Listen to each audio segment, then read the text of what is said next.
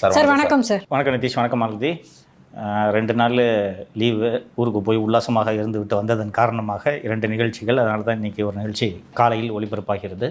2வது நிகழ்ச்சி சற்று தாமதமாக இரவு 8 மணிக்கு ஒளிபரப்பலாம் என்று இருக்கிறோம். நிகழ்ச்சி போயிடலாம் சார். நேற்று உதயநிதி அவர்கள் கைது செய்யப்பட்டார். நெக்ஸ்ட். பாவம் சார், அவர் பேசவே இல்லையா, கட் காப்பி பேஸ்ட் பண்ணி வந்து தவறான பரப்பிடுறாங்க எல்லாரும். நீ கூட தான் 94,000 ரூபாய் மிரட்டி வாங்கலை. என்ன சொன்னாங்க கேட்டதுக்கு? ட்ரையலில் பார்த்துக்க. நாங்கள் இல்லை, ட்ரையலில் பார்த்துக்க. சார் அவர் சொல்கிறது உண்மை தானே சார்? அவர் ஒன்றும் நடிகையோட பெயரை சொல்லவில்லையே. சரி, அதுக்கப்புறம் பேசுனது நீங்கள் தானே பேசுனீங்க. அது நான் பேச வேணா, ரொம்ப கன்றாவியான பேச்சு அது. அதனால நான் பேசலை. என்னால் இப்போது பார்ட்டாக டிசெக்ட் பண்ணி இந்த அஃபென்ஸை பண்ணது உதயநிதினு என்னால் ப்ரூவ் பண்ண முடியும் இந்த நிகழ்ச்சியிலே. அவ்வளோ கன்றாவியாக பேசியிருக்கிறதுனால நான் அதுக்குள்ளே போக விரும்பலை. நான் என்ன சொல்கிறேன், என் தம்பி மிரட்டி வாங்கினானா? இல்லை. ஏதோ ஒரு நாய் அனுப்பிச்சிருந்துச்சு 94,000 ரூபாய். அதுக்கு தம்பி அரெஸ்ட் பண்ணணுமா? அவசியமா இல்லை. ஃபோனில் ரூபா வந்துருச்சு. சாட்சியை கலைக்கிறதுக்கு ஏதாவது இருக்கா? இல்லை. 12 பேர் அதில் அரெஸ்ட் பண்ணல. ஆமாம். என்ன சொன்னாங்க? ட்ரையலில் பார்த்துங்கன்னு சொன்னாங்கல்ல. போய் ட்ரையலை பார்த்துக்க. நீ பேசுனியா இல்லையான்றதெல்லாம் it's a matter of trial. இப்போவே எஃப்ஐஆர் ஸ்டேஜில் எப்படி ப்ரூவ் பண்ண முடியும்? பிரைமா ஃபேசி வீடியோ ஆதாரம் இருக்கா இல்லையா? இல்லை சார், இவர் வந்து ஒரு திமுகவோட தலைவர். அவர் தான் பேசுகிறாரு, லைவ்ல எல்லாம் ஓடுது, மக்கள் எல்லாம் பார்க்குறாங்க. தான் தான் பேசுனேன்னு துணிச்சலை ஒத்துக்கிட்டு போகலாமே சார். தம்பி சொன்னானா? நம்ம எப்படி நெஞ்சை நிமித்திட்டு ஜெயிலுக்கு போனோம்? ஞாபகம் இருக்கா? கூனி குறுக்கி கட்சி வச்சு மூஞ்ச மூடிக்கிட்டா போனோம், நெஞ்சை நிமித்திட்டு போனோமா? நீ தானே பேசுனதை பொதுவெளியில் ஒப்புக்கொள்ள கூட உங்களுக்கு துணிவில்லை. அட்லீஸ்ட் மார்க்கண்டேயனாவது பரவாயில்ல, அசம்பிளி உள்ள நடக்கிறதா தானே பேசினார். விஜயை எதிர்க்க வச்சுக்கிட்டே பேசலையே, ஏதாவது ஒன்று உருட்டினார். இது உன் குரலே இல்லை, டப்பிங் பண்ணாங்கன்ற. அப்போ நீங்கள் எப்படிப்பட்ட தலைவர்கள் என்பதை உங்கள் தொண்டர்கள் புரிந்து கொள்ள வேண்டும். அவங்களே போய் புழுவிட்டு தப்பிக்க பார்க்குறாங்க, உங்களை காப்பாற்றுவார்களா என்பதை நீங்கள் யோசித்து கொள்ள வேண்டும். நேற்றைய நிகழ்ச்சியில் நிதிஷ் இல்லை, மாலதியும் லியோவும் இது தேவையற்ற கைது, இதெல்லாம் விமர்சனங்களை பொறுத்து கொள்ள வேண்டும், இது உதயநிதியை பெரியாளாக்கிவிடும் என்றெல்லாம் சொன்னார்கள். இன்று காலை முதல் பொதுமக்களிடையே இந்த கைதுக்கு கிடைத்திருக்கக்கூடிய வரவேற்பே உங்களுக்கு விஜய் அரசு சரியான திசையில் செல்கிறது என்பதை நிரூபித்திருக்கும். இன்னொன்று, அவங்க மாலதிக்கு உள்ளார்ந்த வருத்தம் என்னவென்றால், கைது பண்ணி இவங்களை பெரியாளாகி திருப்பி திமுக வளர்ந்துட போகிறதே என்ற அச்சம்தான். அதற்கு வாய்ப்பு இல்லை ராஜா, வாய்ப்பு இல்லை. இல்லை, அப்புறமா செய்தியாளர் ஏதோ கேள்வி கேட்குறாங்க, உங்கள் பெருசாக அறுத்து கிழிச்சிருவாங்கன்ற. இது என்ன சார் லாங்குவேஜ்? இப்போ தெரியுதா? அதான் நான் நேற்று கேட்டேன், பண்படுத்துமா இந்த நிகழ்வு அப்படின்னு. இது அவர் சொன்ன பதிலில் தெரிந்து விட்டதா? பண்படுத்துமா பண்படுத்தாதா என்பது எதிர்கொள்ளுங்க சார். உங்கள் தாத்தா தானே ஜெயலலிதாவை அரெஸ்ட் பண்ணாங்க. பூஜையை முடிச்சுட்டு வரேன்ட்டு அந்த அம்மா சொல்லும்போது நல்லம்மன் நாயுடு உள்ளிட்டோர் காத்திருந்து, விசி பெருமாள் இருந்தார் என்று நினைவு, காத்திருந்து கைது செய்தீர்களா? அதற்கு பிறகு செல்வி ஜெயலலிதா, இனி நான் நகை அணிய மாட்டேன், என் உடன்பிறவா சகோதரியை வீட்டை விட்டு ஒதுக்கி வைக்கிறேன், எனக்கு என்ன பிள்ளையா குட்டியா என்று 2001 உங்களை ஓட விரட்டினார்கள். சாமர்த்தியம் இருந்தால் அது போல போராடி 2031 விஜயை விரட்டிவிட்டு மீண்டும் ஆட்சியை பிடியுங்கள். முடிஞ்சா பண்ணுங்க. அதனால் இன்னும் அடுத்தடுத்து வரக்கூடிய நாட்களில் நீங்கள் பார்க்கத்தான் போகிறீர்கள். இந்த உதயநிதி கைது அவருக்கு அனுதாபமாக மாறுகிறதா, மக்கள் அதை கொண்டாடுகிறார்களா என்பதை வரக்கூடிய நாட்களில் நீங்கள் பார்க்கத்தான் போகிறீர்கள். ஒரு விஷயம் புரிஞ்சுக்குங்க, இந்த பேச்சை யாருமே ரசிக்க மாட்டாங்க, திமுக ரசிக்க மாட்டான். ஆனால் பிரேமலதா விஜயகாந்த் அவர்கள் சொல்லியிருக்காங்களே சார், கருத்து பேசுனா கருத்து ரீதியாக முதுங்க, எதிர்கட்சியை முடக்கிற வேலையை பண்ணாதீங்கன்னு இருக்காங்க. அப்போது பதிலுக்கு துபாய் மாட்டெல்லாம் எடுத்து பேசணுன்றாங்க இல்லையா? பொதுவெளியில் இது விவாதிக்க வேண்டிய விஷயங்களா? இல்லை, ஒரு பெண்ணா எப்படி பதில் சொல்கிறாங்க? கூட இருக்கிறோம், அவங்க தான் 300 கொடுத்துருக்காங்க, ஒரு MP கொடுத்துருக்காங்க, நீ கொடுப்பியா? சார் அவங்க பையனேங்க சார் முதலமைச்சரை வாடா போடான்னு தான் பேசுகிறாரு. அப்போது அவர்களின் கலாச்சாரம் என்ன என்பது தெரிந்து விட்டதா? அவ்வளவுதான். திமுகவோட சேர்ந்தாலும் இந்த மாதிரி உறவுகள்லாம் வந்துடும். அவங்க பையன் வேற இந்த ஒரு அற்புதமான பொன்மொழி ஒன்றை ஏற்கனவே சொன்னார் என்று நினைக்கிறேன். அரசியலில் முதலில் பேண்ட் சட்டை போட்டது நான் தான் என்று ஒரு பொன்மொழியை ஒரு முறை உதிர்த்தார் அவர். கரெக்டா? உதயநிதி கைது செய்யப்பட்டதை விட கைது செய்ய காவல்துறை வரும் நேரத்தில் அவர் கழிவறையில் இருந்தார் என்ற செய்தி தான் மிக முக்கியமாக ஊடகங்களில் விவாதிக்கப்படுகிறது. அதிமுகவின் துணை பொதுச் செயலாளர் திரு KP முனுசாமி அவர்கள் என்ன சொல்லியிருக்காரு சார்? இந்த கைதை அதிமுக கண்டிக்கிறது. என் கழிப்பறை கூட போக விடாமல் தடுத்ததற்கா? அவரை கழிப்பறையில் வைத்து கைது செய்தது மிகவும் முக்கியமானது. கழிப்பறையில் வச்சு கைது அவர் சொல்றாரு. இப்போது இதில் இந்த நகைச்சுவையை தாண்டி செல்வி ஜெயலலிதாவினால் வளர்க்கப்பட்ட இந்த தலைவர்கள் உதயநிதியின் இந்த பேச்சை ஏற்றுக்கொள்கிறார்களா? அனுமதிப்பாரா ஜெயலலிதா? பெண்கள் விஷயத்தில் எப்படி கராராக செல்வி ஜெயலலிதா இருப்பார் என்பதை நான் பல நிகழ்ச்சிகளில் சுட்டி காட்டியிருக்கிறேன். இதை நீங்கள் ஏன் டிஃபெண்ட் பண்ணணும்? இன்னொன்று, இது இவங்க சொல்ல போனால் நாங்கள் செய்ய வேண்டியது இவங்க செஞ்சுருக்காங்கன்னு வரவே இருக்கணும். அப்போ இப்போ தெரியுதா? அதிமுக ஆட்சிக்கு வந்திருந்தால் உதயநிதியின் கைது ஒரு நாளும் நடந்திருக்காது. இப்போது இவர்கள் எல்லாம் கூட்டு களவாணிகள் என்பது கொஞ்சம் கொஞ்சமாக வெளியே வருகிறதா? அதனால தான் பேசி அண்ணனை சிஎம்மாக்கலான்னு பிளான் போட்டவரை போய் அரெஸ்ட் பண்ணிட்டீங்களே பாவிகளா என்று அண்ணன் KP முனுசாமி அவர்கள் வந்து, ஏன் கழிப்பறையிலே வைத்து கைது செய்தீர்கள் வரவேற்பறையில் வைத்து ஏன் கைது செய்யவில்லை அவர் அந்த நேரத்துல கழிப்பறையில தான் இருந்தாரு என்று காவல்துறை வரும்போது உதயநிதி அவர்கள் கழிப்பறையில் ஒளிந்து கொண்டிருந்தார் என்ற செய்தியை உலகுக்கு பட்டவர்த்தனமாக பப்பரைக்கா என்று சொல்லியிருக்கிறார். சும்மா விட்டுருந்தா கூட அவார்டு பேர் நியூஸ் ஆகி கழிப்பறையில் கைது செஞ்சான்னு என்ன சார்?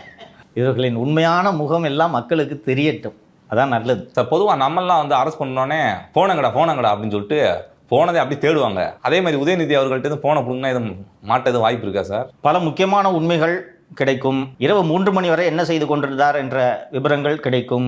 அமலாக்கத்துறைக்கும் லஞ்ச ஒழிப்புத்துறைக்கும் பல்வேறு ஆதாரங்கள் கிடைக்கும்.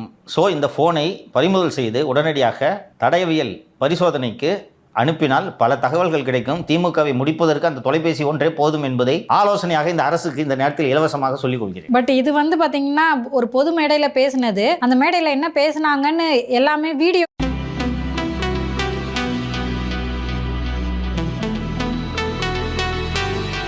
இருக்கு அப்படின்ற அடிப்படையில ஆதாரங்களை போனை வாங்கி தான் வாங்கணும்ன்ற அவசியம் கிடையாது. ஈவன் 94,000 ரூபாய் யாருக்கும் அனுப்பிச்சதுக்கு என் வீட்டில் இருந்த 5 லேப்டாப்பு 3 ஐபேடு 6 செல்போன் எதுக்கு சீஸ் பண்ணாங்க? அப்படிதான் எனக்கு வந்தது ஒரு ஃபோனு, ஏன்ட்டு இருந்ததுக்கு 3 ஃபோனை பிடுங்கினாங்க. கேளுங்க, பதில் சொல்லுங்க. அப்படிதான் இன்வெஸ்டிகேஷனாக எல்லாத்தையும் தான். யாராவது ஒருவர் அந்த நிகழ்ச்சியின் போது கத்திய அந்த தொண்டரே அண்ணன் கரெக்டாக 3வது நிமிஷத்தில் கத்துறேனே என்று ஒரு வாய்ஸ் நோட் அனுப்பியிருக்கலாம். இல்லை முன்பே கூட இப்படி பேச வேண்டும் என்று யாராவது சொல்லியிருக்கலாம். ஸ்கிரிப்டா இருக்கலாம். அதெல்லாம் இன்வெஸ்டிகேஷனில் தாங்க கண்டுபிடிக்க முடியும். இப்படி தானே சொன்னீங்க. பேனா நிறுவனம் கூட சபரீசன் அவர்கள் செல்போன் மூலியமா பண்ணியிருக்கலாம். அவரும் இப்போ போயிருக்காரு, சந்தேகமாக வேற இருக்கு. ஏன்னா இது நான் பேசினதே இல்லை அப்படின்னு திரு உதயநிதி சொல்லும் போது ஸ்கிரிப்ட்ன்றத கூட ப்ரூஃப் பண்ணலாம். ஆமாம், நாளை இதற்கு பின்னால் ஒரு மிகப்பெரிய சதி இருப்பதாக கூட நாளை புலனாய்வில் தெரிய வரலாம். அதனால ஒன்றும் இல்லை, அந்த நீலாங்கரை ஏரியாவில் இருக்க அத்தனை பேர் ஃபோனையும் சீஸ் பண்ணோம், விடக்கூடாது. பாவம் சார், மாசு அவர்கள்லாம் தாவேக்கரசு ஒளிய முன்னாடி அவர் ஃபோனை சீஸ் பண்ணால் யார் அந்த சார் என்பதாவது தெரிய வரும். கேப்பில் இப்படி தூக்கு அவனை என்று தூக்கி அவன் ஃபோனை பிடிங்கிருந்தா அரசு ஊழியர்களை பணி செய்ய விடாமல் தடுத்தாரு. அதுக்கு போதும், பல செக்ஷனை போடலாம்ப்பா. என்னப்பா நமக்கு போடாத செக்ஷனா? சரி, இதன் தொடர்ச்சியா நேற்று உதயநிதி அவர்கள் கைது செய்யப்பட்டோடனே நாடாளுமன்றத்தில் திமுக எம்பிக்கள்லாம் போராட்டம் நடத்திக்கிருக்காங்களே சார். நாடாளுமன்றத்தில் பேச வேண்டிய பேச்சா இது? நாடாளுமன்றத்தில் கலந்து கொள்ளாமல் வெளியே போராட்டம் நடத்தும் அளவுக்கு இது முக்கியமான விஷயமா? திமுகவினர் அத்தனை பேரும் மூளை இல்லாத கொத்தடிமைகள் என்பது புரிகிறதா? அதில் ஒரே ஒரு ஆள் கூட இதுக்கெல்லாம் பிரச்சனை பண்ண வேணாயா, பொம்பளை கேஸில் ஜெயிலுக்கு போயிருக்காங்க உடியா. மாநில பிரச்சனைகளுக்காக இருந்தால் இப்போ ஏன்னா எல்லா ஊர் எம்பியும் பார்ப்பாங்க இல்லையா? ஒய் அப்படின்வாங்க, அரெஸ்ட் ஒய் அப்படின்வாங்க, போவாங்க. கரெக்டா? இதுக்கு ஆர்ப்பாட்டம் பண்ணால் துப்புவாங்க. இப்போ பக்கத்து ஸ்டேட் எம்பி கிட்ட எல்லாம் துப்பு வாங்குறதுக்கு தான் நீங்கள் போய் இங்கே 22 பேர் ஆர்ப்பாட்டம் பண்ணிட்டு இருக்கீங்க. கரெக்டா? நேற்றே நேஷனல் மீடியாவில் பிக்கப் பண்ணிட்டாங்க சார். அப்புறம் விடுவாங்களா? பெண் எம்பிக்கெல்லாம் இருந்துச்சுன்னா செருப்பு கிருப்பு கட்டிடுவாங்க, பார்த்துக்குங்க. நல்ல சுவாரஸ்யமா இருக்கு சார். தாவே கலந்து எம்பி போனாங்கன்னா இங்கிட்ட இருந்து இவங்ககிட்ட போராட்டம் பண்ண கேட்டீங்க நீங்க, என்ன சார் அவசரப்பட்டு ஒரு வேலை கைது செய்து விட்டார்கள்னு. இவங்களோட முகம்லாம் தெரியுதா? இந்தியா பூரா சந்தி சிரிக்குது திமுக. இதுல போய் இந்தியா கூட்டணிக்கு தலைமை தாங்கணும்னு வேற உங்களுக்கு எண்ணம் இல்லையா? ஏற்கனவே வந்து திரு விஜய் அவர்கள் பிரதமர் ஆவாரா அப்படின்னு டிபேட்லாம் போயிட்டு இருக்கு. ஸோ இந்த இன்சிடென்ட் எனக்கு தெரிஞ்சு இந்திய அளவில் விஜய் எடுத்துட்டு போய் சேர்க்குமோன்னு தோணுது. அவர் எப்படி தன்னை பொசிஷன் பண்ணிக்கிறாருன்றதை பொறுத்து தான் நாம் பார்க்க வேண்டும். ரொம்ப முக்கியமான ஒரு நிகழ்வாக பாஜகவின் செய்தி தொடர்பாளர் திரு திருப்பதி நாராயணன் அவர்கள் உதயநிதி அவர்களின் இந்த கைதை வரவேற்று பதிவு செய்திருக்கிறார். நேற்று பதிவு செய்திருந்தால் அதெல்லாம் ஒரு முக்கியமான விஷயமா பார்க்கணும். போல பல்வேறு திருப்பங்கள் வர இருக்கிறது. தொடர்ந்து எல்லாத்தையும் பார்ப்போம். ஏன்னா ஏற்கனவே பார்த்தீங்கன்னா சனாதானத்தை வந்து சீண்டிட்டு இருப்பாரு, அதுதான் காரணமோ? அதுவாகவும் இருக்கலாம். இதை மனசாட்சி உள்ளவர்கள் எப்படி ஏற்றுக்கொள்ள முடியும்? இதில் யாருமே புரிந்து கொள்ளாத அளவுக்கு அல்லது உடனடியாக யாருக்கும் புரியாத அளவுக்கு கமல்ஹாசன் ஏதாவது ரியாக்ட் பண்ணியிருக்காரா சார்? இல்லை, கமல்ஹாசன் போலவே அன்புமணி ரியாக்ட் பண்ணியிருக்கார். உதயநிதியின் பேச்சுக்கும் கண்டனம், கைதுக்கும் கண்டனம். இது ஒரு எண்ணம் போல் வாழ்க்கை போல இருக்கு. துண்டு 2 சைடு போட்டு வச்சுக்குவோம். சௌமியாவுக்கு மந்திரி பதவி கொடுக்கறதா இருந்தா பேச்சுக்கு கண்டனம், கொடுக்கலன்னா கைதுக்கு கண்டனம். அதான் 2 இருக்குல்ல, ஏணி தென்னை மரம். டிஃப்ரெண்டா இருக்கா? ஆனா புதுசா இருக்குண்ணே. உண்மையிலே செந்தில் பாலாஜி அவர்கள் நினைச்சா சார் ரொம்ப வருத்தமா இருக்கு. ஏன்பா போக முடியல, போய் எங்க சீன் போட முடியல, நீ அங்கிட்டு நவன் தானே இங்க பிடிச்சி போட்டுருவாங்க ட்ரிப்ளிகன் போலீஸ். சைன் போட போயிட்டு இருக்காரு சார். போடணுயா, நீ எவ்வளவு நாள் கண்டிஷன் கைட்டு போட்ட? பொய் கேஸுக்கு இது பொய் கேஸ்லாம் இல்ல. 60 நாள் சார். நம்ம கைதாகி சைனை போட்டு முடிச்சிட்டோம், அதுக்கப்புறமும் போட்டுக்கலாம் இவனும் பரத்தும். அடுத்து இந்த காவேரி நதிநீர் பங்கீடு தொடர்பாக வந்துட்டு ஒரு பெரிய பஞ்சாயத்தை ஓடிக்குது சார். இப்போ தமிழ்நாடு அரசு மேல்முறையீடு பண்ணியிருக்காங்க. ஏன்னா விஜய் அவர்கள் கூட பேச்சுவார்த்தை மூலமா சுமூகமாக முடிச்சுக்கலாம் அப்படின்னு சொல்லிட்டு முன்னெடுப்பு எடுத்துக்கிறப்ப உச்சநீதிமன்றத்துக்கு போயிருக்காங்களே சார். விஜய் அவர்கள் நேற்று கர்நாடகா செல்வதாக இருந்தது. இப்போது நிலவும் சூழ்நிலையில் நீங்கள் கர்நாடகா வர வேண்டாம் என்று அந்த மாநில முதலமைச்சர் கேட்டுக்கொண்டதாக ஊடகங்களில் செய்தி வந்ததை நாம் பார்த்தோம். அதற்கு பிறகுதான் தமிழக அரசு உச்சநீதிமன்றத்தை அணுகி இருக்கிறது. இப்போது கர்நாடகாவில் கனத்த மழை பெய்து எப்போதும் போல இரு மாநில அரசியல்வாதிகளையும் இயற்கை அன்னை காப்பாற்றிவிட்டாள். இங்கே 2 பேரும் கூட அன்றைக்கி கேட்டீங்க, எதுக்கு சார் நம்ம போய் அங்கே போகணும், அதான் சுப்ரீம் கோர்ட் ஆர்டர் போட்டுருச்சு என்று கேட்டீர்கள். அங்கே வெள்ளம் வந்து அணை நிரம்பி கொண்டு இருக்கிறது. அந்த மாநில முதல்வர் அந்த மக்களுக்கு என்ன செய்தி சொன்னார் என்று கவனித்தீர்களா?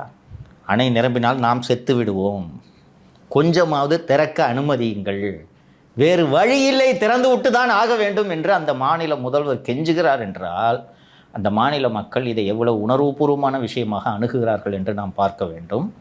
எனக்கு அந்த வகையில் கர்நாடக அரசியல்வாதிகளை விட தமிழக அரசியல்வாதிகள் பக்குவமாக இந்த விஷயத்தை கையாண்டார்கள் என்று எனக்கு உள்ளபடியே பெருமையாக இருக்கிறது. அங்கே மாதிரிலாம் வன்முறை தூண்டலை, டேய் படத்தை ஓடக்கூடாது அப்படின்ட்டு தப்பிச்சிங்க, ஓடாததுனால. ஓடினீங்கன்னா செத்துருப்பீங்க மாதிரி பார்த்துட்டு. ஸோ அங்கே போஸ்டர் கிழிக்கிறது, இது மாதிரிலாம் அங்கே ஃப்ரெஞ்சு குரூப் இருக்குது. அது போன்ற வேலைகளை இங்கே உள்ளவர்கள் ஈடுபடவில்லை. இயற்கை அன்னை தொடர்ந்து இரு மாநில அரசியல்வாதிகளையும் மக்களையும் காப்பாற்றுவாள் என்ற நம்பிக்கை எனக்கு இருக்கிறது. இப்போது சுப்ரீம் கோர்ட்டு போயிருக்குன்ட்டு இப்போ சொன்னீங்க. சுப்ரீம் கோர்ட்டு ஏற்கனவே அந்த தீர்ப்பாயம் 3500 டிஎம்சி 10 நாளைக்கு திறந்து விடுன்னு சொல்லிட்டாங்க. அவங்க கேட்கல. அந்த ஆர்டரை இம்ப்ளிமெண்ட் பண்ணுன்னு சுப்ரீம் கோர்ட்டு போகிறோம். சுப்ரீம் கோர்ட்டில் 2 ஜட்ஜஸ், உங்களை மாதிரி தான் 2 ஜட்ஜஸ் உட்காந்துருப்பாங்க. என்ன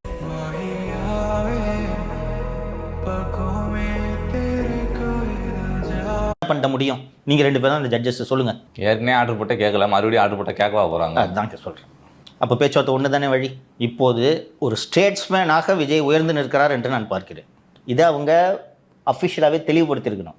ஊகங்களாக தான் ஊடகங்களில் வந்துகிட்டு இருந்துச்சு. தோ போகிறாரு, இன்னைக்கு கிளம்புறாரு, நாளைக்கு போகிறாரு. திரு டி.கே. சிவகுமார் சொல்லிட்டாருங்க சார், திரு விஜய் அவர்கள் தான் என் கூட பேசணும். இதை நீங்கள் ஏன் சொல்லி கிளைம் பண்ணலன்னு கேட்குறேன் நான். நம்ம அது அன்னைக்கே பேசணும். தாவே கரைச்சி நாங்கள் போகிறோங்க, அவர் எங்களை அழைத்தார், இல்லை என்றாலும் நாங்களாக வருகிறோம் என்று சொன்னோம். அப்போ தான் அந்த 3rd வீக்கு கலெக்ஷனை மேனேஜ் பண்ணணும் என்று நாங்கள் அங்கே வருகிறோம் என்று சொன்னோம். போனோன்ட்டு நீங்களே கிளைம் பண்ணியிருக்கணுன்ற நான். எனக்கு கௌரவத்தை விட தமிழக மக்கள் நலன் கருதி தண்ணீர் தான் முக்கியம், விவசாயிகளின் நலனுக்காக அப்படின்னு உருட்டு இருந்திருக்கணும். நீங்கள் இப்போது நீங்கள் பெரிய மனுஷன் ஆகிட்டீங்க. ஒரு பேச்சுவார்த்தைக்காக ஒரு மாநிலத்தின் முதல்வர் இன்னொரு மாநிலத்துக்கு வருகிறார். அந்த மாநிலத்தின் முதல்வரால் பாதுகாப்பு அளிக்க முடியவில்லை. பாதுகாப்பு அளிக்க முடியாத ஒரு கட்சியை சேர்ந்த 2 பேருக்கு எதற்கு அமைச்சர் பதவி? கேப்ல எல்லாம் போடுவோம். சஃபல் வரும்போது தூக்குங்க. நேரத்தே விஸ்வநாதன் அவர்கள் தூக்க போறாங்கன்னு சொல்லி பேசணும். வரும் நீ வசூல் பண்ணிக்கிட்டு தானே அப்புறம் தூக்க தான் செய்வாங்க. அவங்க கட்சி மந்திரிகளே வசூல் பண்ணல, நீ இன்னொரு கட்சியில் இருந்து ஆதரவு கொடுத்துட்டு இவ்வளோ வசூலா? அதுவும் வீட்டம்மா வச்சு வர வசூல் பண்ணிட்டு இருக்கீங்களாம். ஒரு ஸ்டேட்ஸ்மேனாக உயர்ந்து விட்டார். இது நல்ல ஸ்ட்ராட்டஜி, நல்ல அணுகுமுறை என்று தான் நான் பார்க்கிறேன். பேச்சுவார்த்தை தவிர வேறு என்ன வழி? இப்போது உச்சநீதிமன்றம் சொல்லிடுச்சு, வேர்ல்டு கோர்ட்டுக்கு போகலாமா, ஐக்கிய நாடுகள் அவைக்கு போகலாமா? சொல்லுங்கள், வேறு என்ன வழி? போயிட்டே இருக்க வேண்டியதான். ஒவ்வொருத்தராக ஆர்டர் போட்டுட்டு இருப்பாங்க. அதோட பெட்ரு பக்கத்தூருக்காரங்க தானே கதவை தட்டிட்டு பாஸ் வணக்கம் பாஸ்னா முடிஞ்சு போச்சு. அதெல்லாம் இதில் வந்து திரு விஜய் அவர்கள் அம்பலப்படுவார். ஏன்னா திரு டி.கே. சிவகுமார் அவர்கள் இங்கே வராதுன்னு சொல்லிட்டாங்க. ரொம்ப திமுககாரங்க சந்தோஷமாக இருந்தாங்க. ஆனால் வந்து மழை வந்து எல்லாத்தையும் கெடுத்துருச்சு சார். மழை வந்து கெடுத்ததோடு இல்லாமல் உங்கள் வாயால் நீங்கள் கெட்டு போகிறீர்களே. வாயால் வந்த வினை. போங்க போலீஸ் வேனில் ட்ராவல்லாம் நல்லா இருந்திருக்கும். வழியில் பட்டசோறு வாங்கி கொடுப்பாங்க, வாங்கி போங்க. அவருக்கும் இப்போ வந்து வீட்டில் இருந்தெல்லாம் சாப்பாடு கிடையாது. நம்ம கைதிமா என்ன பேசுறீங்க? கைதினா கைதி தான். உங்களுக்கு மட்டும் என்ன வாங்கி கொடுத்தாங்க? 2 இட்லியும் கெட்டி சட்னியும். கூட வர எஸ்கார்ட் போலீஸ் போடுவாங்க பாருங்க சீனு. சார் ஏதாவது வாங்கி கொடுங்க. சார் ஏதாவது ஒன்று நடந்துருச்சுன்னா உங்களுக்கு எங்கள் கஸ்டடியில் அப்படின்ட்டு 20 மொக்க கிடையாது, 20 ரூபாய்க்கு சோறு வாங்கி கொடுப்பாங்க. ஆமாம், நம்ம காசு தரோம்னா கூட. அதனால் அவரும் பட்டசோறு சாப்பிட்டோம். நல்லதுதான். அந்த இப்போது நேற்று மதியம் எங்கே உணவு வாங்கி தந்தார்கள் என்ற விவரங்களையும் சேகரித்து நாளைய நிகழ்ச்சியில் சொல்கிறேன். சார், அடுத்து இபிஎஸ் அவர்களும் எஸ்பி வேலுமணி அவர்களும் சமாதானமாக போயிட்டாங்க அப்படின்னு சொல்லிட்டு செய்தி ஊடகங்கள்லாம் செய்தி வந்துச்சு. நீங்கள் சொன்னீங்க இல்லை எரிய நெருப்பில் பெட்ரோலை ஊற்றுற மாதிரி இது அப்படின்னு சொன்னீங்க. நேற்று ப்ரெஸ் மீட்டில் எஸ்பி வேலுமணி அவர்கள் சொல்லிட்டார் சார், டிடிவி தினகரன், சசிகலா எல்லாத்தையும் ஒன்றிணைக்கணும், அப்படின்னா தான் அதிமுக மறுபடியும் வந்து வலுப்பெறும் அப்படின்னு சொல்லியிருக்காரு. ஸோ அது மட்டும் இல்லாமங்க சார், இபிஎஸ் அவர்கள் அதிமுகவை கையில் எடுக்கும்போது 134 எம்எல்ஏக்கள் இருந்தாங்க, 50 எம்பிக்கள் இருந்தாங்க. இப்போ வந்து கழுதை தேஞ்ச கட்டெரும்பான கதையாக ஆயிடுச்சு அதிமுகவோட கதை அப்படின்னு சொல்லிட்டு திரு நத்தம் விஸ்வநாதன் அவர்கள் சொல்லியிருக்காரு. கழுதை தேய்ந்து கட்டெரும்பானால் கூட பரவாயில்லை, கழுதை தேய்ந்து கற்பூரமாகி காணாமலே போய்விட்டது. அதுதான் யதார்த்தம். அன்றைக்கி சொன்னேன், இதுக்கு வந்து வேலுமணி, திரு தங்கமணி, நத்தம் போன்றோருக்கு செக் வைக்கிறதுக்காக தான் இவர்கள் தலைமையில் போய் கலந்து கொள்ளுங்கள் என்று நயவஞ்சகமான வேலையை திரு பழனிசாமி பார்த்தார் என்று உண்மையிலே ஒரு இன்டெலிஜென்ட் பொலிட்டீஷியனாக வேலுமணி தன்னை நிரூபித்து விட்டார் என்று தான் நான் பார்க்கிறேன். போயிட்டு பழனிசாமியால் நினைத்து கூட பார்க்க முடியாத விவகாரத்தை பொதுவெளியில் போட்டு உடைத்து விட்டார். டிடிவி தினகரன் அவர்களையும் அம்மையார் சசிகலா அவர்களையும் அதிமுகவில் ஒன்றிணைக்க வேண்டும், சேர்க்க வேண்டும் என்று கூறிவிட்டார். சேர்ந்தால் கூவாத்தூரில் என்ன நிலைமையில் இருந்தாரோ அந்த நிலைமைக்கு தானே போக வேண்டும், ரைட்டா? இன்னொன்று இவர் மட்டும் சொல்ல சார், தஞ்சையில் சொன்னாங்க, கன்னியாகுமரி, இன்னும் நிறைய மாவட்டங்களில் போயிட்டு இந்த பொதுக்கூட்டம் நடக்கிறப்ப எல்லாம் சொல்லியிருந்தாங்க. ஆலோசனை கூட்டம், அந்த ஆலோசனை கூட்டத்தில் எல்லாம் சொன்னாங்க, ரைட்டா? இன்னைக்கு அதை எடுத்து போட்டுட்டார். நீ அவங்களுக்கு செக் வைக்கலான்னு தானே நீங்கள் இந்த ஏற்பாடை பண்ணீங்க. போய் அந்த இடத்துலையே ப்ரெஸ் மீட்டில் சொல்லிட்டார், இந்த பதவியை நாங்கள் எந்த சூழ்நிலையிலும் ஏற்றுக்கொள்ள மாட்டோம். இது எங்கள் அத்தனை பேரின் குரல் என்று அந்த நிகழ்ச்சியில் இவர்கள் எல்லாரையும் ஒன்று சேர்த்துருக்கார் பாருங்க. வேலுமணி அவர்களுக்கு பழனிசாமி அவர்கள் கொடுத்த பொறுப்பு கோவையிலேயோ எங்கேயோ போய் நீங்கள் அந்த சிலைக்கு மாலை போடுங்கன்றது தான். அதே மாதிரி தங்கமணிக்கு நீங்கள் சேலத்தில் போய் சிலைக்கு மாலை போடுங்கன்னாங்க. இவர் மதுரை திண்டுக்கல்லேருந்து விழுப்புரத்துலேருந்து இவர் சிவிஎஸ் கேபி அன்பழகன் எல்லாரையும் வர வச்சு எல்லாரும் ஒன்றாக இருந்து ப்ரெஸ் மீட் கொடுத்துட்டாங்களா? இப்போ நீ போட்டிங்க, பதிலுக்கு அவர் ஒரு கூகுளி போட்டார். இதுதான் அரசியல். அத்தனை எளிதாக இந்த அதிமுகவை கபலீகரம் செய்துவிட்டு தானும் தன் மகனும் ஏப்பம் விட்டு சந்தோஷமாக இருக்கலாம் என்று பழனிசாமி நினைத்தார் என்றால் இந்த தலைவர்கள் விடமாட்டார்கள். கடைசி வரைக்கும் பிரச்சனை தான். நான் விரைவில் செயற்குழுவையும் பொதுக்குழுவையும் கூட்டுவேன் என்று திரு பழனிசாமி சொல்லியிருக்கிறார். சண்டையில் தான் போய் இது முடியும். கட்சி தேர்வதற்கான வாய்ப்பும் கிடையாது. குறைந்தது அவர் வேலுமணி நேற்று ஸ்பீச்சில் என்ன சொல்லியிருக்காருன்னா, தொடர் தோல்விகளை அதிமுக சந்தித்து கொண்டிருக்கிறது. அப்போது அந்த தொடர் தோல்வியிலிருந்து வெளியே வருவதற்கு நாம் அணுக வேண்டிய ஒரே முறை இன்க்ளூசிவ்னஸ், எல்லோரையும் ஒன்றிணைக்கணும். அதுக்கு பதிலாக நான் எல்லாரையும் நீக்கிக்கிட்டே இருப்பேன்னு சொன்னோன்னா கட்சி எப்படி உருப்பிடும்? இப்போ இந்த உருப்படாத கட்சியில் நாங்கள் எப்படி வேலை செய்கிறது? ஸோ நீங்கள் அனைவரையும் ஒன்றிணையுங்கள்னு சொல்லியிருக்காரு. இப்போது சேலத்தில் இருப்பவர்கள் மட்டும்தான் எடப்பாடி பழனிசாமி சொல்வதை ஏற்றுக்கொள்வார்கள். மற்ற மாவட்டங்களில் இருப்பவர்கள் ஆமாங்க எல்லாரையும் நீங்கள் ஒன்றா சேருங்க என்ற கருத்தில் உடன்படுவார்களா மாட்டார்களா? அப்போ மீண்டும் எதிர்ப்பு குரல் கிளம்பும். அதை எப்படி சமாளிக்க போகிறார் என்பதை நம்ம பொறுத்திருந்தான் பார்க்க வேண்டும். அதனால் நம்ம கட்சியை கைப்பற்றிட்டா நம்மளும் பையனை சந்தோஷமாக இருக்கலாம் என்றெல்லாம் இவர் நினைத்து கொண்டிருந்தால் அவ்வளவு எளிதாக இது முடியாது. சார் அதே போன்று நேற்று RS பாரதி அவர்கள் சொல்லியிருக்காங்க சார், திருசா என்ன பிரதமரா முதலமைச்சரா, அவரை விமர்சிச்சா எதுக்கு நீங்கள் கைது பண்ணுறீங்க, அரசு வந்து வேற இதில் வந்து கவனம் செலுத்தலாமே இருக்கார். மாட்டினீங்களா? அவர் என்ன சொன்னார்? உதயநிதி அவர்கள் வந்து நான் த்ரிஷாவை பற்றியே பேசலையே, நான் எங்கேயாவது திருசான்னு மென்ஷன் பண்ணியிருக்கேனா? இப்போ வந்துருச்சா வெளியில்?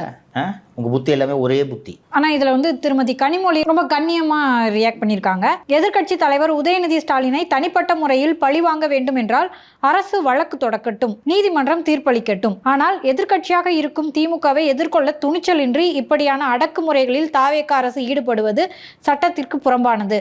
நாளை தொடங்க உள்ள சட்டமன்ற கூட்டத்தொடரில் எதிர்க்கட்சி தலைவரை பங்கேற்க விடாமல் தடுப்பதற்காகவே கைது செய்வது அப்பட்டமான கோழைத்தனம் அப்படின்னு சொல்லியிருக்காங்க சார். இதற்கு திரு உதயநிதி ஸ்டாலின் அவர்கள் சொன்னதைத்தான் பதிலாக சொல்ல வேண்டும். கைது செய்யாமல் இருந்தால் மட்டும் வந்து அறுத்து தள்ளு வர முடியாது. போனபடி வெளிநடப்பு தானே பண்ணார். அவங்க அப்பாவுக்கு ஆனால் மொக்க பண்ணதுக்கு ஒன்றும் இல்லை, பார்ட்டி ஃபண்டுன்னு சொன்னாங்க. திமுக பார்ட்டி ஃபண்டு வாங்குறதுன்னா சொன்னாங்க. அப்போ பார்ட்டி ஃபண்டுனால எங்கள் ஒருத்தரை தவிர யாரும் வாங்குறதுலன்ட்டு உங்களுக்கு தெரியும். அதில் தான் ஓடுனீங்க வெளியில். திருமதி கனிமொழி அவர்கள் எல்லாம் கண்ணியமாக பெண்ணியம் பேசக்கூடியவர். அவரே இந்த கேவலத்தை டிஃபெண்ட் செய்யக்கூடிய அளவுக்கு நெருக்கடிக்கு தள்ளப்பட்டிருக்கிறார் இல்லையா? அவரும் சேர்த்து மக்களால் நிராகரிக்கப்படுவார். அவ்வளோதான் சொல்ல முடியும். இந்த விஷயங்கள் எல்லாம் இந்த மாதிரி நேரங்களில் அரசியல் செய்வதற்கு ஏதுவாக திருமதி கனிமொழி அவர்கள் இந்த போன்ற நேரங்களில் அமைதி காக்க வேண்டும். கைது பண்ணிட்டோம், நீ ஏற்றுக்கிறீங்களா? இருந்தாலும் மருமகனை கை விட்டா மாதிரி ஆயிடும்ல. கை விடுங்கன்றேன், விடுங்க, இதுதாங்க சான்ஸு. நாளைக்கு கேட்பார்ல, அத்தை அத்தை இந்த மாதிரி நீங்க ஒண்ணுமே ஒரு கண்டனம் கூட தெரிவிக்கல, பேசுனதுக்கு நீ அனுபவிக்கிற, செய்யாத தப்புக்கு நான் ஜெயிலுக்கு போல, செஞ்ச தப்புக்கு போட ஒரு வாரமாவது இருந்துட்டு வா என்று சொல்ல வேண்டியது தான். இதுதான் சாக்கு என்று கட்சியை உடைக்க வேண்டியது தான். எல்லாவற்றையுமா சொல்லிக் கொடுக்க முடியும்? எல்லாம் கண்டிக்கவே கூடாது, கம்முன்னு இருக்கணும். இன்னொன்று இது என்ன, இது என்ன அசம்பிளிக்கு வர விடாததுக்காக கைதா? ஏதோ ட்விட்டர் இருக்குன்றதுக்காக இஷ்டத்துக்கெல்லாம் எழுதக்கூடாது. காதும் கொஞ்சம் பாவம் இல்லை sir. Opening a gym? Don't overspend on equipment. Before you spend $250. அதுலேயும் சார் நேற்று உதயநிதி அவர்கள் அரெஸ்ட் பண்ணுறப்ப எனக்கு ரொம்ப வருத்தமாக இருந்துச்சு சார். ஏயா அது கிருத்தியா உதயநிதி அவர்கள் சொன்னதை பார்த்தீங்களா இல்லையா? என்ன சொன்னாங்க? காலை கடனை முடிக்காமல் நீங்கள் பாட்டுக்கு அரெஸ்ட் பண்ண வந்துட்டீங்களா? அதெல்லாம் ஒன்றும் பிரச்சனை இல்லைப்பா. போகிற வழி பூரா பெட்ரோல் பங்க் இருக்குது, என்னெல்லாம் அங்கே தான் கூட்டின்னு போவாங்க. கதை திறந்து வச்சுட்டே போகணும், அது ஒன்று தான் பிரச்சனை. சார் தஞ்சாவூர் வரைக்கும் போகணும்ல சார்? இருக்கட்டும், வழியில் எத்தனை பெட்ரோல் பங்க் இருக்குது, அதெல்லாம் பத்திரமா பார்த்துப்பாங்கப்பா. இல்லை 8 போலீஸ் நிற்பாங்க. அதுவும் இந்த மாதிரி காலை கடனை கழிக்கிறதுக்கு AK-47 கழிக்கிற ஒரு அனுபவம் உங்களுக்கு கிடைக்குமா? பின்னாடி பேண்ட் வர பிடிச்சிக்கிடுவாங்க சார். பாதுகாப்பு இதை Z² Y++ பாதுகாப்பு ஓனி இருந்திருப்ப என்ன AK-47 வச்சுக்கிட்டு பாதுகாப்பு கொடுக்கும்போது நீ காலை கடனை கழிக்கிற அந்த ஒரு அனுபவம் உனக்கு கிடைக்குமா? இன்னொன்று சேஃப்டியாக இருக்கலாம் சார். ஆமாம், இந்தியன் ஆயில் பங்க்கில் தான் நிறுத்துவாங்க. ஏன்னா இந்தியன் ஆயில் பங்க்கில் தான் கவர்மெண்ட் போலீஸ் வண்டிக்கு டீசல் போடுவாங்க. அதில் நல்ல கழிப்பறை சுத்தமாகத்தான் இருக்கும். போகலாமே, இதற்கு போய் இப்படி கிருத்திகா வருத்தப்பட்டால் எல்லாம் கரெக்டாக கூட்டு போவாங்க, ஒன்றும் பிரச்சனை இருக்காது. சொன்னோன்னே நிறுத்துவாங்கப்பா. தமிழ்நாடு பூரா போயிருக்கேன், கன்னியாகுமரி வரைக்கும் போயிருக்கேன் நான். சொன்னோன்னு பக்கத்தில் போயிருந்தேன் சார், 5 நிமிஷம் சார் கொடுத்து கரெக்டாக நிறுத்துறேன். சரி, இது ஒரு வாக்குவாதம், இது ஏன் சார் நியூஸ் ஆகுது? ஏமா அதெல்லாம் வீடியோவை எடுத்து வருதுமா, பேசுகிறாங்க. நீங்கள் தான் அரெஸ்ட்டுக்கு தாமதத்துக்கு அவர் உள்ளே உட்காந்துக்கின்னு அவங்க என்ன நடந்துச்சுன்றது எனக்கு தெரியும். என்ன கட்சிக்காரங்களாம் வந்துட்டாங்களா, இல்லை போய் தான் ஆகணுமா, அட்வொகேட் என்ன சொல்கிறார், என்ன இல்லைங்க கூப்பிட்டியா, போய் தான் ஆகணுமா என்று அவர் பேசி கொண்டிருந்திருப்பார். இவர் வந்து வெளியில் காலை கடனை கழிக்கும் வரை நீங்கள் காத்திருக்க கூடாதா என்று இவர் உருட்டுகிறார். இல்லை உண்மையிலே உதயநிதி அவர் பாத்ரூம்குள்ளே தான் இருந்தாரா சார்? போலீஸ் வந்தோடனே பாத்ரூமில் ஒளிஞ்சிட்டு இருக்காரு பார்க்குறேன். நான் எப்படி தெம்பா அரசானே பார்த்தியா சேட்டு வரும்போதே. அதுவும் இதை மைக்கிலேயே சொல்லுவீங்க. கழிவறையில் அமர்ந்திருந்த கன நேரத்தில் கைது செய்து விட்டார்கள். நல்லா தான் இருக்குது. எடப்பாடி பழனிசாமி வந்திருந்தா கூட இவ்வளவு சிறப்பாக இருந்திருக்காது. இப்போதான் சார் பலரும் வந்து பேசுகிறாங்க, முன்னாடி எப்படி கருணாநிதி அவர்களும் ஜெயலலிதா அவர்களும் இருந்துச்சோ அந்த மாதிரி இப்போ மாறிடுச்சு அப்படின்ட்டு. ஆனாங்க சார், இது வந்து இப்போ உதயநிதி வர்சஸ் விஜய்ன்னு மாறும். அரசியலே அப்படித்தானே போய் கொண்டிருக்கிறது. வேறு எப்படி மாறும் என்று நினைக்கிறீர்கள் நீங்கள்? இல்லை ஒருவேளைங்க சார், திரு ஸ்டாலினுக்கு பதிலாக வேற யாராவது தலைவர்னு கூட இப்போ நினச்சி பார்க்க முடியாத அளவுக்கு. ஏமா அவர் ரிட்டையர் ஆகி 3 மாதம் ஆகுதுமா, என்னம்மா நீங்கள் எந்த உலகத்தில் வாழ்ந்துன்னு இருக்கிறீங்க? எம்எல்ஏ கூட்டத்துக்கு வந்தாரம்மா அவரு? வர முடியாது. முன்னாள் எம்எல்ஏ காணொலி காட்சியில் நடந்த அந்த கூட்டத்துக்கு கலந்துக்கிட்டாரா? இல்லை. அப்புறம் சார் ஜெயிக்க போறாரு, உங்களுக்கு தெரியல. மறு வாக்கு என்ன சொன்னாங்க தெரியுமா? ஆமா, ஈவி பல்ல ஏதோ பிரச்சனையா, அதை கண்டுபிடிச்சோன்னே அவர் தான் ஜெயிக்க போறாரு. அவர் கார்பரேஷன் கமிஷன் சமீரன் சொல்லிட்டாரு, இந்த இவிஎம் மிஷின் முழுசா எண்ணியாச்சு, திரும்பி கேட்டு தான் மண்டை மேலே இவிஎம் மிஷின் வச்சு போட வேண்டாரு. இவங்களும் அந்த மனுஷனை பாவம் என்ன பாடு தான் படுத்துவாங்கன்னு தெரியல. இல்லை சரியில்லை, திருப்பி என்ன அவர் என்ன இல்லைங்க எம்பியாலாம் இருந்த ஒரு சீனியர் கவுன்சில், இல்லைங்க இதில் சரியாக பூட்டு போடல அப்படின்றாரு. இதெல்லாம் ஒரு பாயிண்ட்னு தூக்கிட்டு 8000 வாக்குகள் தோத்துருக்கீங்க. ஒரு வாக்கில் தோத்த பெரிய கருமனே வாய் மூடிட்டு இருக்காரு. 8000 வாக்கில் தோத்துட்டு இதில் வேற இப்படி திருப்பி போட்டு வேணும், அப்படி திருப்பி போட்டு என்ன, அந்த திசையில் வச்சு என்ன ஓட்டு விழுந்துருமா? அதான் விஎஸ் பாபு சொன்னார்ல. போங்க. ஸோ திரு சேகர் பாபுவா இருக்கட்டும், திரு ஏவா வேலுவா இருக்கட்டும், திரு செந்தில் பாலாஜி அவர்களாக இருக்கட்டும், கைது பண்ணணும்னா நம்மளுடைய அருண் தான் வரணும், அவர் டிவிஎஸ்சி தலைவராக இருந்தால் தான் கைது பண்ண முடியும் அப்படின்னாங்க. ஆனால் உதயநிதியே தொட்டுட்டாங்களே சார், அருண் இல்லாமலே. அருண் தான் தொட முடியுமா? அந்த பெட்ரோல் மார்க்ஸ் லைட் தான் வேணுமா என்ன? அடுத்து இந்த தலைமைச் செயலாளர் டிஜிபி அவர்கள்லாம் நியமிக்கணும்னா ஆளுநர் அவர்களோட ஒப்புதல் வாங்குற மாதிரி தான் ஃபர்ஸ்ட் இருந்துச்சு. இப்போ அதை ரத்து பண்ணிருக்காங்களே சார். ஏன்னா வந்து இந்த அரசு என்ன சொன்னாங்கன்னா, நாங்கள் ஆளுநரோட இணக்கமா போறோம் அப்படின்னு சொன்னாங்க. அப்படி இருக்கப்ப ஆளுநரோட அந்த அனுமதி தேவை அப்படின்னு சொல்லிட்டு ரத்து பண்ணியிருக்காங்க. இது ஒரு மைனர் அமெண்ட்மெண்ட்டு, அதாவது ஒரு ஃபைல் ப்ரொசீஜரில் ஒரு சிறு திருத்தத்தை கொண்டு வந்திருக்கிறார்கள். இது பெரிய அளவில் பாலிசி டிசிஷன் இதை பார்க்க முடியாது. ஆனால் இந்த சேஞ்சை செய்வதன் மூலம் முதல்வர் அலுவலகம் தங்களோட பவரை உறுதி செய்திருக்கிறார்கள் என்று நாம் புரிந்து கொள்ளலாம். இவ்வளோ நல்லா இருந்துச்சு, ஃபார்மலாக கவர்னர்கிட்ட போகும், குபர்னட்டோரியல் ப்ரொசீஜர் இது, கவர்னர் ஆஃபீஸ்க்கு அந்த ஃபைல் போயிட்டு தான் இருக்கணும். அந்த ப்ரொசீஜரை மாற்றிருக்கிறாங்க. அது மாற்றியதன் மூலம் தங்களோட அதிகாரத்தை இந்த கவர்மெண்ட் அசர்ட் பண்ணுது அப்படின்ட்டு நம்ம புரிஞ்சுக்கலாம். Sir right change. அதில் இன்னொரு செய்தி வேற போட்டுருந்துச்சு, எந்த உயர் அதிகாரிகளை நியமிக்கிறதுனால முதலமைச்சரோட ஒப்புதல் கட்டாயம் அப்படின்னு சொல்லிட்டு சொல்லியிருக்காங்க. இது இன்னொரு முக்கியமான மாற்றமாக நான் பார்க்கிறேன். இதற்கு முன்பு சில துறைகளில் நியமனம் மற்றும் மாற்றங்கள் சம்பந்தப்பட்ட துறை அமைச்சர்கள் மூலமாகவே நடக்கும் வகையில் அந்த செக்ரட்டரியேட் பிஸ்னஸ் ரூல்ஸ் இருந்தது. இப்போது அதையும் மாற்றி இந்த அதிகாரிகள் நியமனத்தில் யாரும் தவறு செய்துவிடக்கூடாது என்பதில் முதல்வர் கவனமாக இருக்கிறார் என்பதை நாம் இந்த மாற்றத்திலிருந்து புரிந்து கொள்ளலாம். அது ஒரு முக்கியமான சேஞ்சாக நான் பார்க்குறேன். சார் நம்ம ஏற்கனவே பேசியிருந்தோங்க சார், தன்னுடைய தொகுதி மேம்பாட்டுக்காக 60 லட்ச ரூபாய் கொடுக்கணும் அப்படின்னு சொல்லிட்டு கவுன்சிலர்ஸ்லாம் சொல்லியிருந்தாங்க. ஆனால் அது கொடுக்குற மாதிரியான வாய்ப்புகள் தெரிகிற மாதிரி இல்லை அப்படின்றாங்க. 10 பைசா கிடையாதுன்றாங்க. இன்னொன்று ஏன் கொடுப்பதில்லை என்பதற்கான விளக்கமும் அதில் இருக்கிறது. லிமிட்டட் டெண்டர் என்று ஒரு வகை, ஓப்பன் டெண்டர் ஒரு வகை, லிமிட்டட் டெண்டர் ஒரு வகை. ஓப்பன் டெண்டர்னா என்னென்னா, இந்த மாதிரி 50 லட்ச ரூபாய்க்கு ஒர்க்கு, இந்த 50 லட்ச ரூபாயில் யாரெல்லாம் பார்ட்டிசிபேட் பண்ணுவோம், பார்ட்டிசிபேட் பண்ணுங்கன்றது ஓப்பன் டெண்டர், எல்லாரும் வந்து பிட் பண்ணுவாங்க. லிமிட்டட் டெண்டர்னா என்னன்னா, ஒரு 4 கம்பெனி தேர்ந்தெடுத்து இந்த 4 கம்பெனியில் யாராவது ஒருத்தர் வாங்கன்னு சொன்னா 4 கம்பெனியுமே ஒரே ஆள் தான் இருக்கும். இதுதான் லிமிட்டட் டெண்டர். உங்களுக்கு ஒதுக்கப்படும் 60 லட்ச ரூபாயிலும் நீங்கள் லிமிட்டட் டெண்டர் மூலமாகத்தான் வேலை வழங்குகிறீர்கள், அது ஊழலுக்கு வழிவகுக்கிறது என்றால் இந்த கவுன்சிலர்ஸ்லாம் பதிலுக்கு எசப்பாட்டு, முதல்வர் அலுவலகம் பெரம்பூரில் கட்டிருக்கீங்களே அது லிமிட்டட் டெண்டர் தானே என்று பதிலுக்கு பேசுகிறார்கள். அது என்னன்னா, எமர்ஜென்சி சூழலில் அந்த லிமிட்டட் டெண்டர் விடலாம். ஃபார் எக்ஸாம்பிள், நாளைக்கு மந்திரியோட விழா இருக்குது திருவள்ளூர் மாவட்டத்தில், ஷாமியானா போடணும். இதுக்கு நீங்கள் ஓப்பன் டெண்டர் விட்டுக்கிட்டீங்கன்னா 1 வாரம் கழிச்சு தான் வருவாங்க. அதனால அதுக்கு லிமிட்டட் டெண்டர் போடியாப்பா வந்து ஷாமியானா போடு என்று முடிக்கலாம். அதுபோல் இந்த முதல்வர் அலுவலகம் திறப்பதும் ஒரு அவசர வேலை அல்லவா? இன்னொன்று, அதில் ஊழல் 10 பைசா இல்லைன்ட்டு உறுதியாக சொல்ல முடியும். நீங்கள் கொடுக்குற ஒர்க்கில் அந்த மாதிரி இருக்கும்னு சொல்ல முடியுமா? அவ்வளோ பேர் ஸ்டார் மார்ட் ட்ரெயின் அது இதுன்னு போட்டு எல்லாம் துட்டடிச்சாளுங்க தானே நீங்கள், தெரியாது. ஸோ கடைசியாக கல்லா கட்டி விடலாம் என்று இந்த கவுன்சிலர்களின் ஆசையில் கமிஷனர் சமீரனும் துறை அமைச்சர் விஜயும் மண்ணை அள்ளி போட்டு விட்டார்கள். அது சாதாரண மண்ணில் 2 லோடு மண் அள்ளி போட்டாங்க. 2 லோடு மண்ணை போட்டுட்டாங்க. 2 லோடு மண் என்றதும் மண் தொடர்பாக வந்திருக்கக்கூடிய செய்தியையும் பேசி விடுவோம். கடந்த ஆட்சியில் 4782 கோடி ரூபாய் மதிப்புள்ள ஆற்று மணல் சட்டவிரோதமாக ஏற்றுமதி செய்யப்பட்டிருந்தது. நாம் வந்து அதை 30,000 கோடி ஊழல்னு சொன்னோம். ஆனால் எங்களுடைய அளவீட்டின்படியே 4700 சொச்சம் கோடி ரூபாய்க்கு நீர்வளத்துறை அதிகாரிகள் மணல் அள்ளி இருக்கிறார்கள் என்று அமலாக்கத்துறை உயர்நீதிமன்றத்தில் மனுவாகவே தாக்கல் செய்தது. அந்த அமலாக்கத்துறையின் விசாரணையிலிருந்து இந்த அரசை காப்பாற்றுவதற்காக அப்போது டிஜிபியாக இருந்த சங்கர் ஜிவால் மணல் தொடர்பாக இருந்த எஃப்ஐஆர்கள் எதையுமே அமலாக்கத்துறைக்கு கொடுக்கவே இல்லை. கடைசி வரைக்கும் கொடுக்காம போனார். இது போல மணல் தொடர்பாக இருந்த அனைத்து வழக்குகளும் மூடவும் பட்டன. இப்போது அந்த 4700 சொச்சம் கோடி ரூபாய் மணல் கொள்ளை தொடர்பான ஆவணங்களை எல்லாம் தோண்டி எடுத்து விசாரணைக்கு உத்தரவிட இருப்பதாக நேற்றைய தினமலரில் செய்தி வந்திருந்தது. இதெல்லாம் வரவேற்க தகுந்த விஷயம் தான். நான் உங்களுக்கு ஞாபகம் இருக்கும்னு நினைக்கிறேன், பிடபிள்யூடி ஏஇ கையெழுத்து போட வேண்டிய சலானில் கரிகாலனோட ஆட்கள் அமர்ந்து சலானில் கையெழுத்து போட்டு கொண்டிருந்தார்கள். எல்லாம் இங்கே பிடிச்சி பார்த்தா எல்லாரும் சலான் வச்சிருப்பான். அதில் யார் கையெழுத்து போடுறதுன்னா கரிகாலன் அந்த லோடு பண்ணி ஏற்றினார்ல அவர் தான் ஏஇ கையெழுத்து போடுவார். போட்டு சலானை பிரிண்ட் பண்ணாங்கப்பா. எவ்வளவு துணிச்சல்! எனக்கெல்லாம் அவ்வளோ கோவம் வந்துருச்சு. ஒரு குரூப் ஏ ஆஃபீஸரோட சிக்னேச்சரை எவனோ ஒருத்தன் எப்படி போட முடியும்? ஃபோர்ஜரி இம்பர்சனேஷன் இல்லையா அது? அவ்வளோ தப்பு நடந்திருக்கு. அதையும் காப்பாற்றினார்கள். ஸோ அதையும் விசாரணைக்கு உட்படுத்த இருப்பதாக செய்திகள் வந்திருக்கிறது. உண்மையிலே நல்ல செய்தி. சார், அடுத்து இந்த பைக் டாக்ஸியை ஃபுல்லாக வந்து ஒழுங்குபடுத்துங்க அப்படின்னு சொல்லிட்டு நவீன்குமார்னு ஒருத்தர் பொதுநல மனு தாக்கல் பண்ணார் மதுரை உயர்நீதிமன்றத்தில். அங்கே தமிழ்நாடு அரசு பைக் டாக்ஸி சேவைக்கு வந்து அனுமதி கிடையாது, அரசு முடிவெடுக்கிற வரைக்கும் அதுக்கு தடை விதிச்சிருக்கோம் அப்படின்னு சொல்லிட்டு நீதிமன்றத்தில் பதில் சொல்லியிருக்காங்க சார். இன்று இந்த பைக் டாக்ஸி பல இளைஞர்களுக்கு வேலைவாய்ப்பை வழங்கும் ஒரு வரப்பிரசாதமாக இருக்கிறது என்பது உங்கள் எல்லாருக்குமே தெரியும். நீங்களாம் அடிக்கடி இந்த பைக் டாக்ஸியை பயன்படுத்துகிறீங்க. அது ரொம்ப சீப்பாகவும் கன்வீனியண்ட்டாகவும் இருக்குது. பல பேருக்கு இது வேலை கிடைக்குது. கல்லூரியில் படிக்கும் மாணவர்கள் நிறைய பேர் அந்த பைக் டாக்ஸி ஓட்டுறாங்கன்னு நான் நினைக்கிறேன். காலையில் கூட அப்படி தான் வந்தேன்.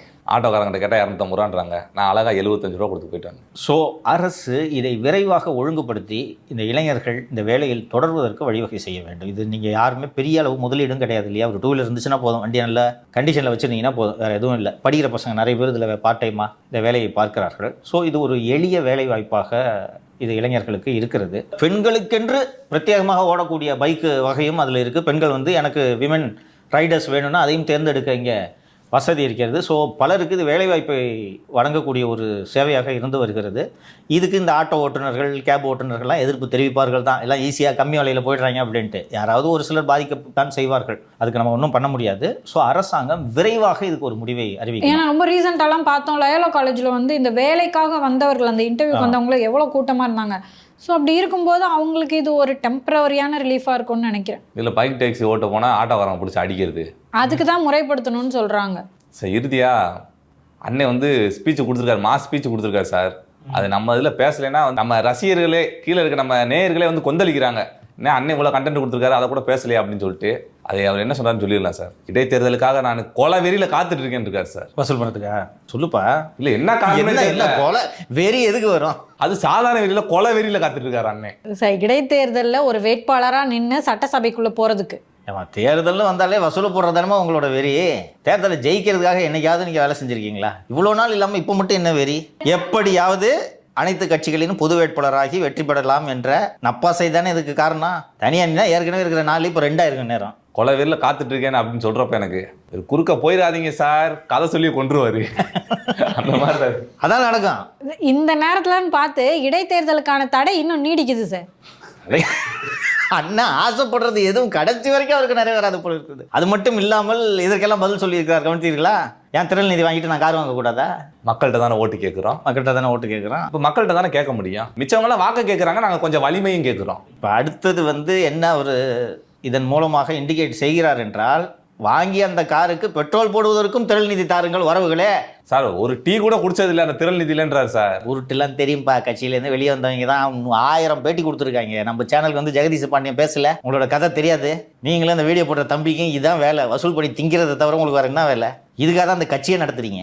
அந்த நாம் தமிழன்ற கட்சி நடக்கிறதே வசூல் பண்ணி திங்கிறதுக்கு தான், வேறு எதுக்கு?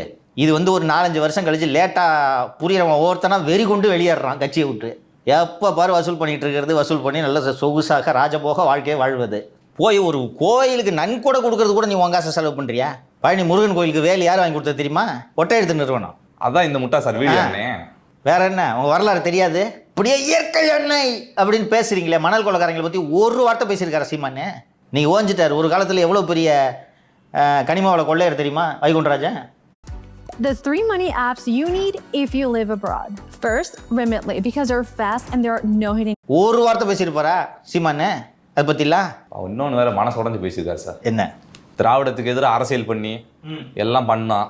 கடைசியில் நேற்று நேரம் வந்தவங்க அறுவடை பண்ணிட்டு போயிட்டாங்க. அதுக்கு என்னப்பா பண்ண முடியும்? மக்கள் நம்பிக்கை பெறணும், அவ்வளோதான். இதில் என்ன இருக்குது? போய் ஓட்டு போட்டவனை திட்டுறியே, உனக்குலாம் என்ன அருகதை இருக்குது நான் கேட்குறேன்.